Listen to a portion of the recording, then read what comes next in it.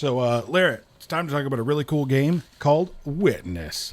Okay, so designed by Dominique Bowden and published by Astari Games and Asmodee Games. Astari is part of Asmodee-ish. It's like a studio of Asmodee.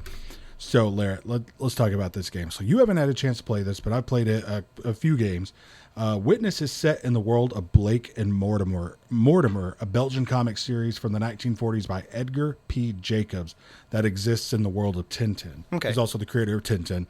It includes 64 cases to solve from 4 different difficulty levels. Each person is going to play one of the characters, and they each get a standee. So the guy I was playing it with, Thomas, was asking me, these standees are kind of pointless, aren't they? And the only thing I could think of is when you're looking at the picture that tells you who to whisper to, it would be the quickest way to find out who's playing which character. Huh. The picture's also on their own personal little book, but they're great little standees. It's like a really high production for as few things as are in this game. Pretty small box. Not very much going on. The game is pretty much books. So, I mean, the characters are Blake, Mortimer, Nasir, and LaBruce. So, if you look on the back of the rule book, there's like a biography of each one. Mm-hmm. And like a couple of these guys were only in like one story, but it's just like they were finding characters. Yeah. And I guess they're planning for like expansions that bring it to 6 players because it's got biographies of like 2 more characters that haven't.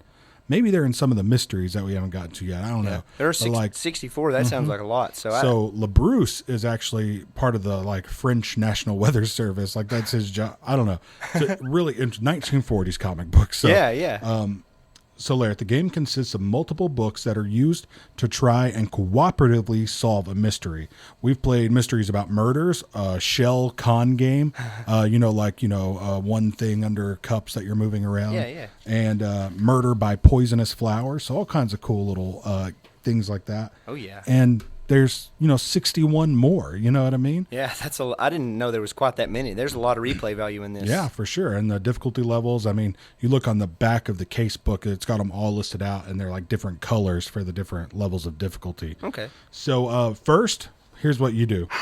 You read the text from the cases book of the mystery you're going to do. It's an introduction to the mystery. It will show who's saying the text in a little picture. It's got a word balloon and he's saying it. So that's the person you have read, whoever's playing that character, right? Mm-hmm. So next, each person looks in their personal clue book to see the clues that they have for that mystery. Mm-hmm. Each mystery is just on one page of each of these books. So you can reference your own clue book and the case book at any time. So the next phase is to whisper. There's a track in the middle of the table. It's just like a little, 5-inch by 2-inch little, like almost bookmark sized little board. Mm-hmm. And you've got a standee of one of the villains from Blake and Mortimer called the Yellow M. So his thing was like spray painting yellow M's all over the place. I don't know. It's a really weird theme. So you move him along this track and it tells you who you're whispering to. He starts on number 1. 2 people whisper to each other, and then he moves to the next one. So you just whispered to me and someone else whispered to someone else. Then it moves to the next one. So then I whisper to somebody else who just got whispered to, and the person that just whispered to it. I mean, yeah, it goes around like that. Yeah, so there's some. Yeah, absolutely. So then you've got your information and the information that somebody gave you. So then when you go to whisper, you're passing along your information and the information someone just gave you. Then you go back to the beginning, and the same 2 people that whispered at the beginning whisper to the same people again. But now you've got 3 people's information. You know what I mean? Yeah. So now when you get that third person's information, the 4th round of whispering, you're going back to the second person you whispered to, and now you're passing along 4 pieces of information to them. Yeah. 3 pieces of information because they already know their piece of information. Yeah. But they're how it ends up is you whisper twice and you get whispered to twice, and you by the end of it you know all 4 pieces of information. I mean, that's how it is. It's hard to explain exactly how it is, but whisper twice, whisper to twice, you know all 4 pieces of information. So you then the key to this is that you're eventually going to have someone tell you all the information that you don't already know. You then get a chance to write down clues. There's a big thick score pad. I could see playing this game enough that you might need a legal pad or something. Yeah, I mean, it's pretty easy. It's like the name of the mystery at the top, 3 places to write down your answers and a big blank space to, write whatever down clues. Notes or whatever you Yeah. want. So you get a chance to write down clues, and you're frantically writing down clues because they're whispering to you. oh my God, you start getting so much information in your head that you're just really, really writing down the clues. Yeah. So then you open up the questions book, and then there's going to be 3 questions to answer. Some of the mysteries will just be straight 3 questions, and then some of them will have pictures or diagrams or graphs or stuff like that. And what's cool about them is they're not the questions you would expect. So it doesn't just say, what is this? Which is like what you're expecting. Like, what cup is the thing under? It doesn't say that. It says, would the fact that there is no ball under the first cup lead you to believe that the person doing the game is a con artist? Ah. Things like that. Yeah. And then it'll say, would the fact that there's nothing under the right cup lead you to believe that he's a con artist? And then it says, like, you bump the table, like, LeBruce bumps the table to make the middle cup fall over. There's nothing there. Would that lead you to believe that this man is a con artist? Like, would the fact that it's not under the middle lead you to believe that? Yeah. Not that there's no ball, just that it's not under the middle one. Yeah. So they're really challenging questions. That's where the crux of this game is, how challenging the questions are. And it makes you really have to think around the question. You got to understand what they're asking and what they really want to know, rather than what you would think the answer is. That sounds for sure, man. Super cool. Yeah, it's pretty great. Each player answers the 3 questions. You then open the solutions book, read out the answers, and the score is based on the amount of correct answers between the players. So it does a sort of Hanabi-like scoring where it's like, the most you can get is 3, 6, 9, 12. So if you get 12, it's like, great job. If you get like 0 through 4, it's like, read the whisper again and try this mystery over. You know what I mean? Yeah. So it's got that kind of scoring, and you're just trying to get the best score you can. So really, this game, it doesn't really matter even what you're scoring. You could start really challenging yourself to get good scores, but at no point did we really care what our score was. The act of the game was so much fun that it didn't even matter. It's almost like the telestrations as an activity. Who cares what the score is? Yeah. That's where games like Hanabi and this get to. They're a little more important than something like telestrations. Yeah. But, I mean, honestly, if we're scoring like half, we didn't really care. It was so much fun doing the actual act of the game, and that's where it is. Because it's fun to do the whispering part. One of the things I thought was that it was going to get kind of awkward. Yeah. Like, especially if you're playing with people that, you're not around all the time, which we were, like, is it going to be awkward to have to, like, get a whisper in people's ear? And but it wasn't. It was just a lot of fun. And one of the things that happens is there's not a ton of, like, outright humor in this game. But where the humor comes from is really trying to focus and remember, and you just get kind of like, it gets kind of to like a goofy laughter sort of place. Like, everyone starts getting really punchy because the book is so, like, it's not slapsticky, but it's like, aha, like huzzah, like that sort of that 1940s kind of. Yes. And they really, really, really went with the theme in this game. As much as you could go with the theme, just like read a mystery, read your clues, whisper, write down the clues, answer the questions. Like, they got the theme in this thing like crazy, man. I mean, how they got it in that blows my mind. But, I mean, they really did. I mean, you really feel you can get into like, okay, we're playing these detectives and we're trying to solve this mystery. And, like, you start like feeling.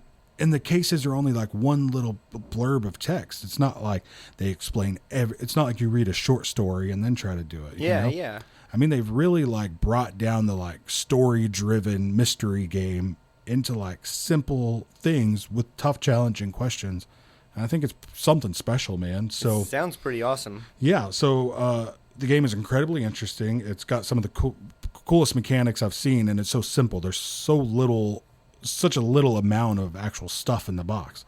6, 7 books and like some standees and like the little bookmark things, Yeah. And there's all iterations that there could be. There's 2 of those bookmark looking things, and there's a reverse side to each of them where it goes the opposite direction. So all iterations that could be whispering and whisper to for a whole game are included. So it at least gives you that. And 64 mysteries. So like I said, I thought the whispering might be awkward, but it was fun and great the entire time. The rule book is incredibly simple. It's 2 pages. So there's a front to the rule book. And the back has all of the, like, stories about the characters. Nothing about the game on the back, So which it's is just fun. one page, really. No, I mean the inside, the two inside pages. So you look at those 2 pages, like a giant 3/4 of one of those pages is an example of play. Huh. And then like a quarter of a page is the quick start rules. Don't feel like reading the rules? Here's the quick start rules.